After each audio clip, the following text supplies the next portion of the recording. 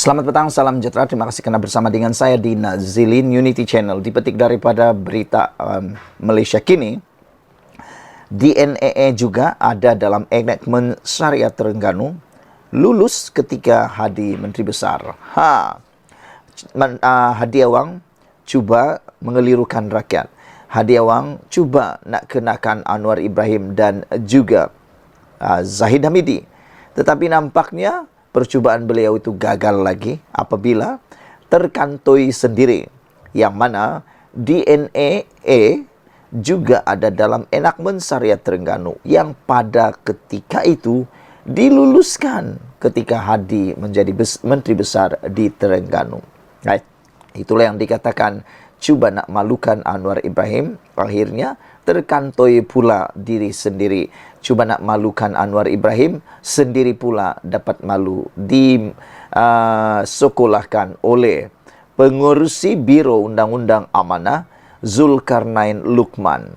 Beliau menyanggah kenyataan Presiden PAS Abdul Hadi Awang bahawa tiada keputusan dilepas tanpa dibebaskan DNAA dalam sistem kehakiman Islam. Zulkarnain yang merupakan pengamal undang-undang berkata, DNAA adalah berkaitan dengan aspek prosedur yang kebanyakannya diputuskan berdasarkan ijtihad semasa. Dia juga membangkitkan enactment Tata Cara Syariah Terengganu 2001 yang turut mengandungi peruntukan berkaitan DNAA, iaitu dalam Seksyen 103. Seksyen ini hampir sama seperti Seksyen 254 Kanun Keseksaan yang digunakan oleh pendakwa sivil, katanya di Facebook semalam. Seksyen 103 itu menyatakan, pada mana-mana peringkat apa-apa perbicaraan sebelum penghakiman diberikan, pendakwa boleh jika difikirkan patut memberi tahu mahkamah bahawa dia tidak bercadang untuk mendakwa tertuduh selanjutnya atas pertuduhan itu. Dan sesudah itu, semua prosiding atas pertuduhan itu terhadap tertuduh bolehlah digantung dengan kebenaran mahkamah. Dan jika digantung sedemikian, tertuduh hendaklah dilepaskan daripada pertuduhan itu. Pelepasan sedemikian tidaklah terjumlah kepada suatu pembebasan, melainkan jika mahkamah mengarahkan sedemikian. Ketika berbahas di Dewan Rakyat semalam, Abdul Hadi memetik kisah bagaimana pemerintahan atau pemerintah Uthmaniyah Sultan Muhammad Al-Fatih yang juga dikenali sebagai Mehmed Penakluk telah didapati bersalah kerana tersilap memotong tangan seorang arkitek bukan Islam. Bagaimanapun arkitek bukan Islam itu memilih pampasan seumur hidup dan bukannya meminta supaya tangan pemerintah dipotong juga sebagai hukuman balasan. Menurut Hadi, kisah ini menunjukkan kuasa untuk mengampun menuntut tindakan sama rata atau menerima pampasan adalah mengikut budi bicara pengadu. Dalam Islam tak ada dilepaskan tanpa dibebaskan DNAA. Mesti dikenakan hukuman, kata Hadi, berkemungkinan besar mengulas kes timbalan Perdana Menteri Ahmad Zahid Hamidi yang dilepas tanpa dibebaskan baru-baru ini. Mengulas lanjut, Zulkarnain membangkitkan enactment Tata Cara Syariah Terengganu 2001 itu digubal ketika Abdul Hadi sendiri menjadi Menteri Besar di negeri itu.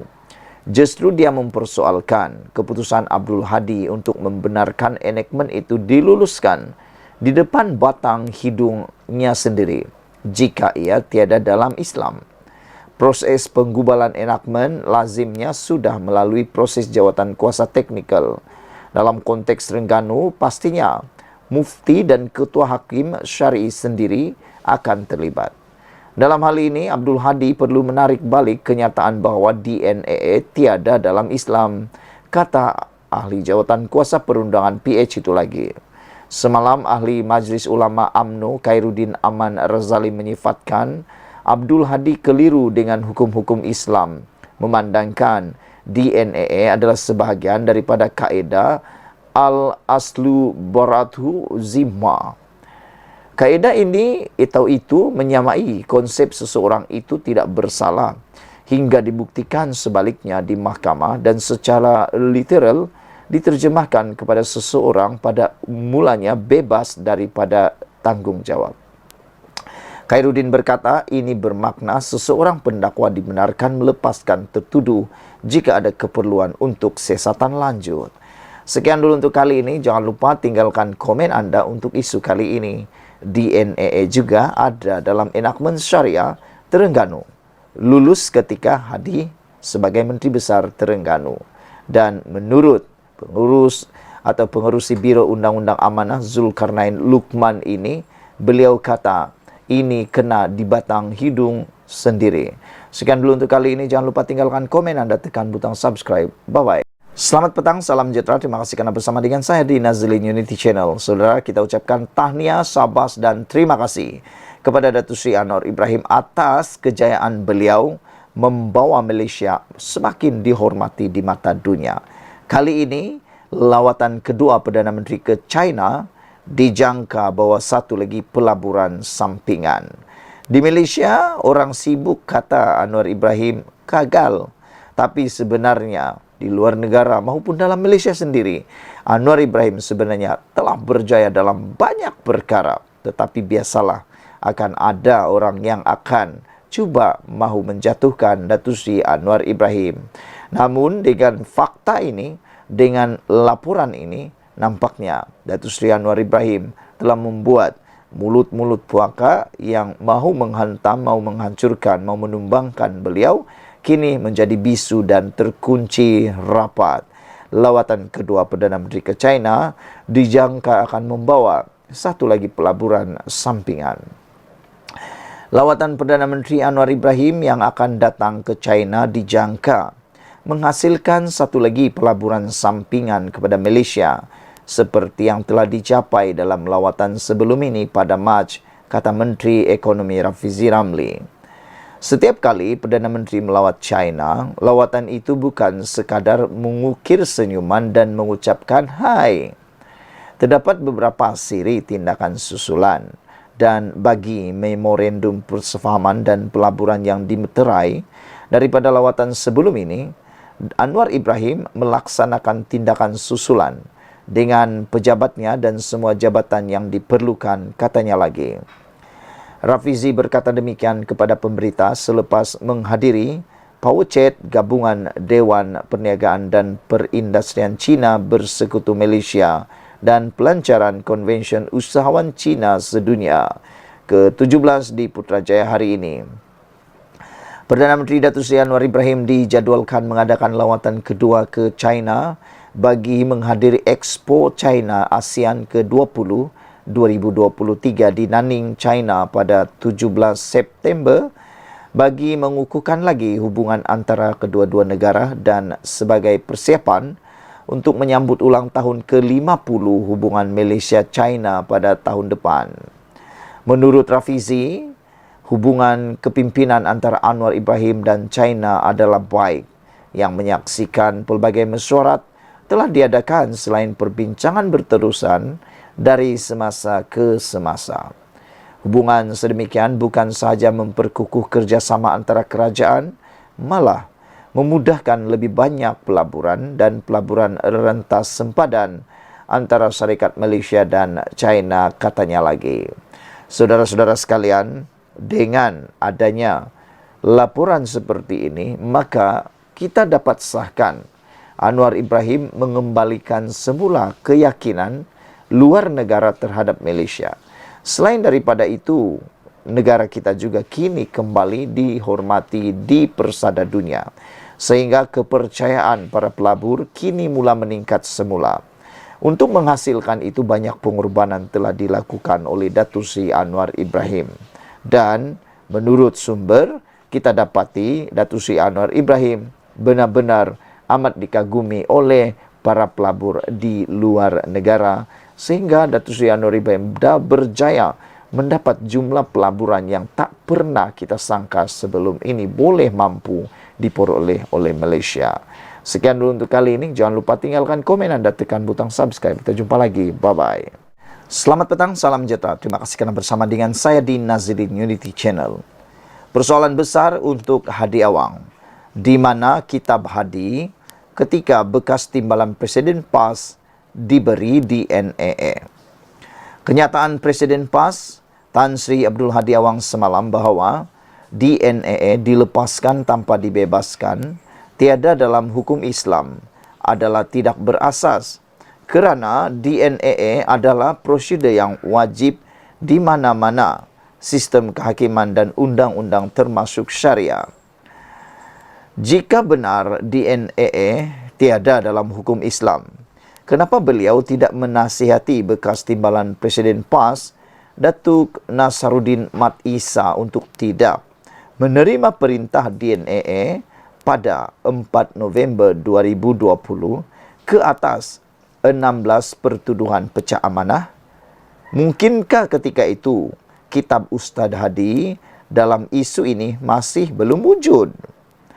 Terdapat satu riwayat di mana Rasulullah mengarahkan seorang wanita yang mengaku berzina untuk pulang ke rumah kerana tiada bukti, sehinggalah wanita itu bersalin dan sempurna menyusukan anaknya, barulah dihukum atas pengakuannya.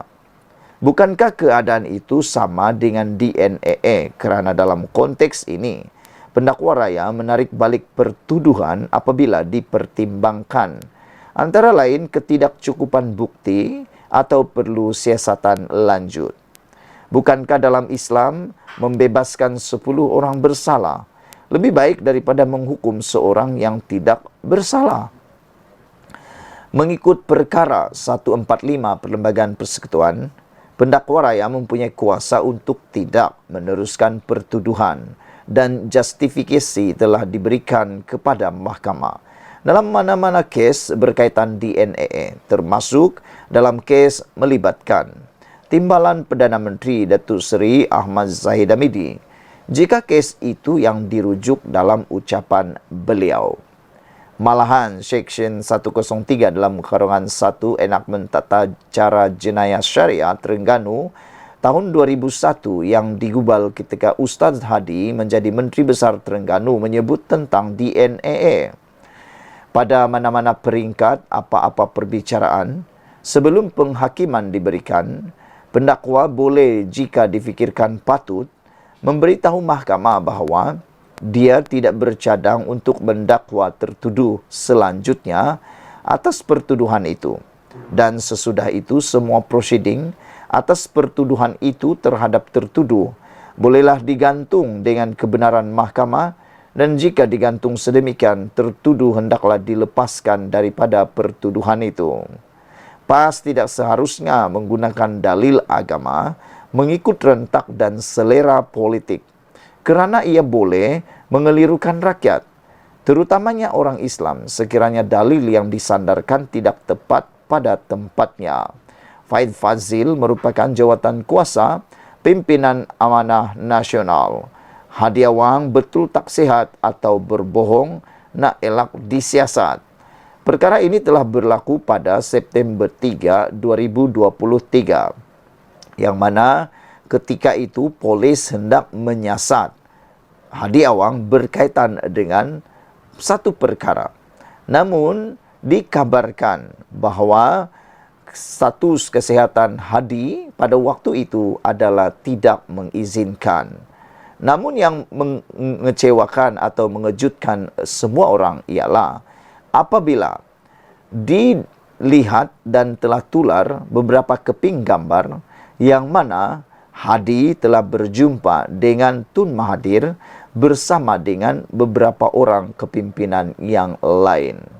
Ini selepas Hadi telah mengadakan kunjungan ke kediaman Tun Dr. Mahathir Mohamad bersama 3 lagi menteri besar, PAS dan setiausaha agung-agung mereka.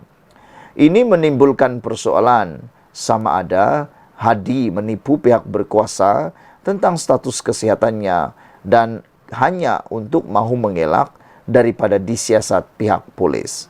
Walau bagaimanapun, itu kini menjadi telah terjawab apabila Hadi sudah pun disiasat oleh pihak polis. Sekian dulu untuk kali ini. Jangan lupa tinggalkan komen anda. Sila tekan butang subscribe. Kita jumpa lagi. Bye-bye. Selamat petang, salam sejahtera. Terima kasih karena bersama dengan saya di Nazilin Unity Channel.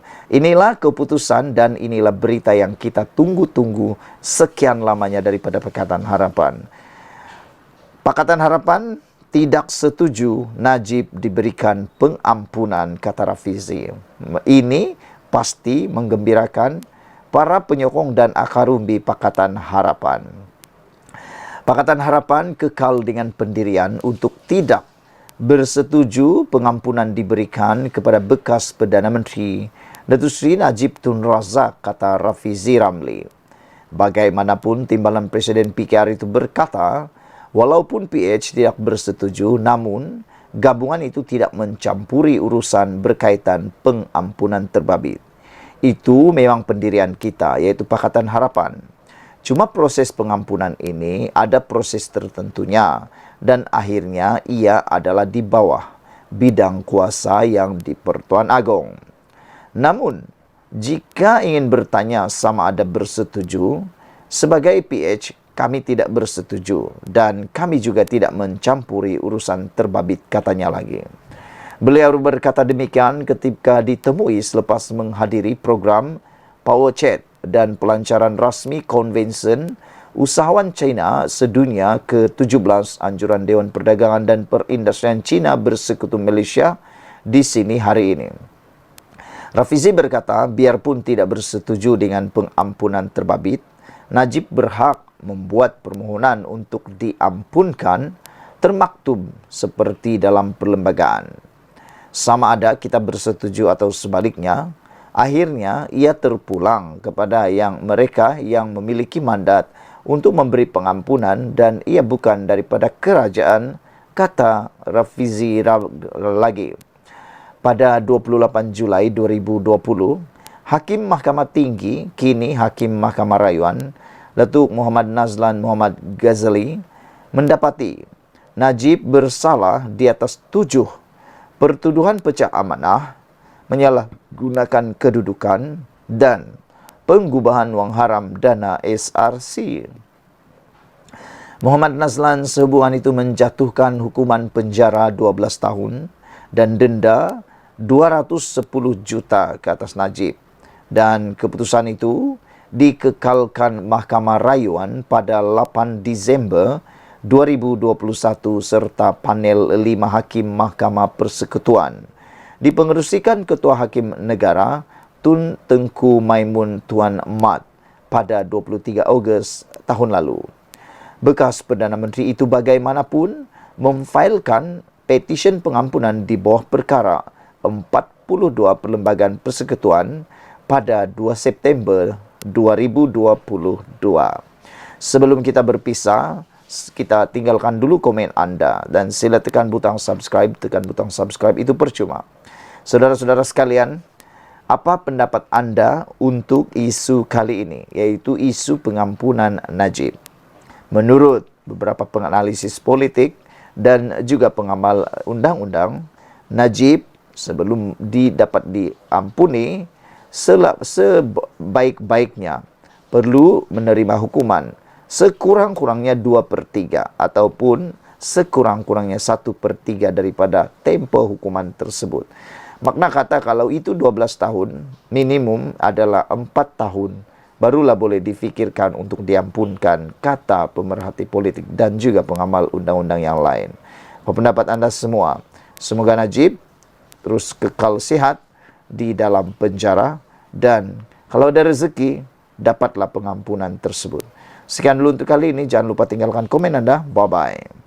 Selamat petang, salam sejahtera. Terima kasih karena bersama dengan saya di Nazilin Unity Channel. Tak pernah dengar lagi tentang istilah Khairi Jamaluddin merapu? Kalau tak pernah dengar, ini kali anda akan dengar kenapa Khairi Jamaluddin didakwa merapu pula kali ini. Dipetik daripada sabudin.com hari ini dengan tajuk Merapulah Khairi Jamaluddin kali ini. Di sebalik banyak gesaan agar Syed Saddiq Syed Abdurrahman meletakkan jawatan sebagai ahli Parlimen Muar berikutan tindakannya menarik diri daripada menyokong kerajaan perpaduan, pemimpin UMNO yang terkeluar sekejap, Khairi Jamaluddin, nampaknya mempertahankan presiden muda itu. Kata bekas Menteri Kesihatan itu, Syed Saddiq Syed Abdul Rahman, ahli parlimen yang jujur dan masih berpegang kepada dasar Pakatan Harapan, iaitu tidak bekerjasama dengan UMNO dan Ahmad Zaid Hamidi. Syed Saddiq ini adalah berprinsip dia masih lagi berpegang kepada anti hoi hoi ya hoi, yang lain semua hoi hoi ya hoi. Jadi jika kamu minta dia letak jawatan dan kosongkan kerusi, anda yang sepatutnya kosongkan kerusi, kamu dahulu tambah Khairi Jamaluddin lagi.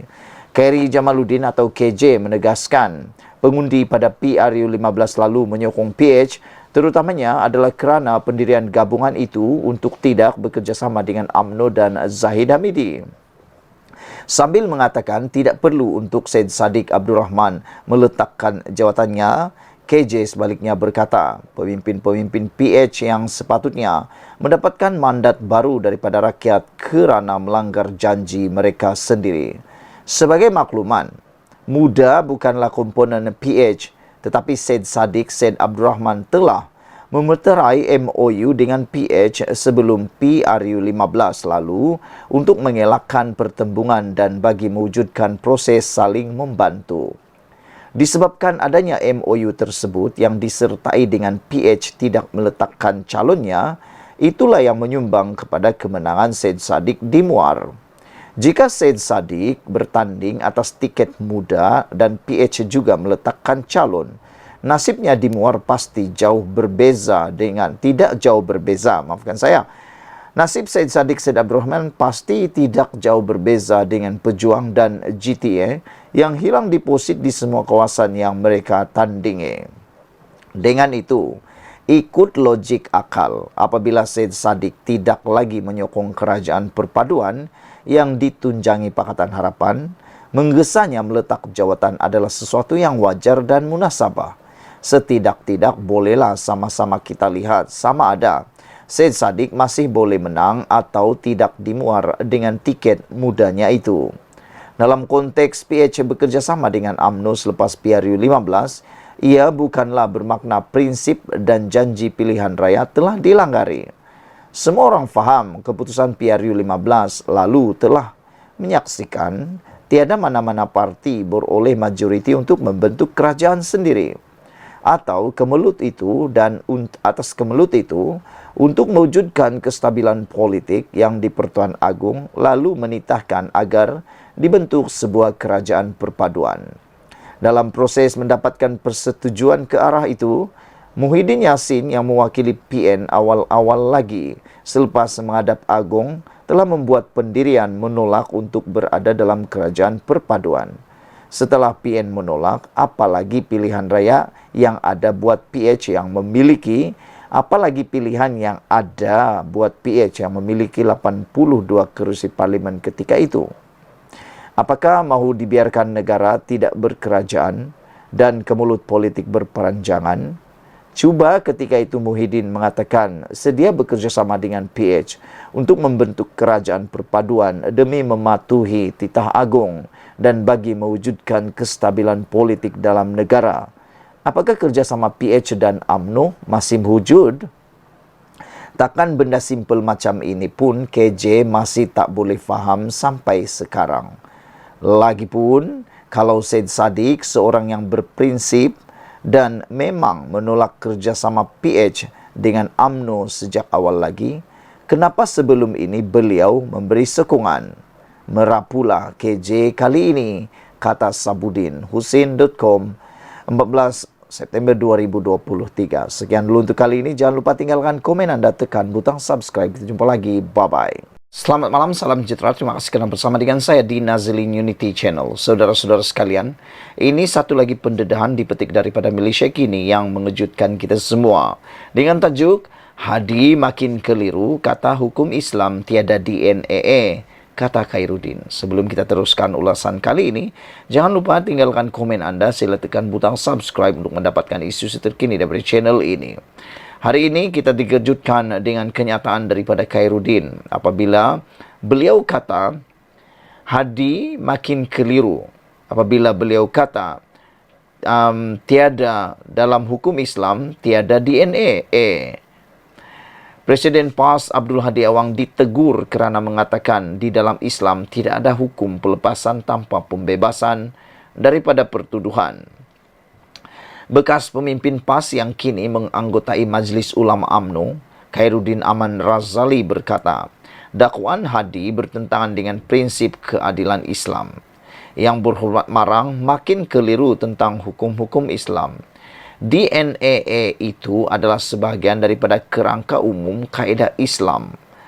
Katanya pada satu kenyataan hari ini, Al-Aslu Baratu Zimma menyamai konsep seseorang itu tidak bersalah hingga dibuktikan sebaliknya di mahkamah dan secara literal diterjemahkan kepada seseorang pada mulanya bebas daripada tanggungjawab. Khairuddin berkata ini bermakna seseorang pendakwa dibenarkan melepaskan tertuduh jika ada keperluan untuk siasatan lanjut. Abdul Hadi telah membuat kenyataan mengenai tiada hukum DNAA dalam Islam di dunia rakyat Dewan Rakyat hari ini. Dia memetik kisah bagaimana pemerintah Uthmaniyah Sultan Muhammad Al-Fateh yang juga dikenali sebagai Muhammad Penakluk telah didapati bersalah kerana tersilap memotong tangan seorang arkitek bukan Islam. Bagaimanapun arkitek bukan Islam itu memilih pampasan seumur hidup dan bukannya meminta supaya tangan pemerintah dipotong juga sebagai hukuman balasan. Menurut Hadi, kisah ini menunjukkan kuasa untuk mengampun, menuntut tindakan samarata atau menerima pampasan adalah mengikut budi bicara pengadu. Dalam Islam tak ada dilepaskan tanpa dibebaskan DNAA. Mesti dikenakan hukuman, kata Hadi pada sesi perbahasan kajian separuh penggal KSP Rancangan Malaysia ke-12 RMK-12. Hadi berkemungkinan besar mengulas kes timbalan Perdana Menteri Ahmad Zahid Hamidi yang dilepas tanpa dibebaskan DNAA daripada pertuduhan di mahkamah. Ini berikutan pendakwa raya menarik balik pertuduhan rasuah terhadapnya dalam kes Ihsan Akal Budi. Pendakwa raya telah memetik keperluan untuk siasatan lanjut sebagai salah satu sebab pertuduhan itu ditarik balik. Khairuddin berkata kenyataan Hadi nampaknya menggalakkan rakyat berfikir bahawa sesiapa yang didakwa langsung telah dihukum bersalah. Ini kaedah yang sangat salah, bercanggah dengan Islam, katanya lagi. Saudara-saudara sekalian, saya bersetuju dengan apa yang dikatakan oleh Khairuddin Aman Razali apabila memang betul sesiapa yang didakwa di mahkamah belum tentu salah. Itu sebabnya perlukan mahkamah untuk menentukan sama ada orang itu betul atau salah. Tindakan membuat orang itu kelihatan sudah salah sebelum keputusan dibuat di mahkamah adalah tindakan yang tidak wajar. Kerana tidak adil untuk orang tersebut dicop sebagai bersalah, sedangkan belum tentu orang itu bersalah. Mungkin hanya difitnah, mungkin hanya kerana tuduhan-tuduhan palsu. Harus diingat, siapa-siapa pun boleh berlaku kepada dirinya didakwa di mahkamah. Dan pada waktu itulah dia pun mengharap untuk dia turut dibebaskan kerana mungkin anda berada di tempat yang benar. Apa perasaan anda kalau anda memang betul-betul tak salah tetapi didakwa secara salah atau didakwa kerana fitnah di mahkamah? Jadi apa terjadi? Pastinya itu juga akan anda nantikan untuk dibebaskan dan anda berharap anda dibebaskan. Bagaimana perasaan anda kalau anda pula dilakukan katanya anda bersalah tapi sebenarnya difitnah saja? Sekian dulu untuk kali ini. Jangan lupa tinggalkan komen anda. Sila tekan butang subscribe. Kita jumpa lagi. Bye-bye.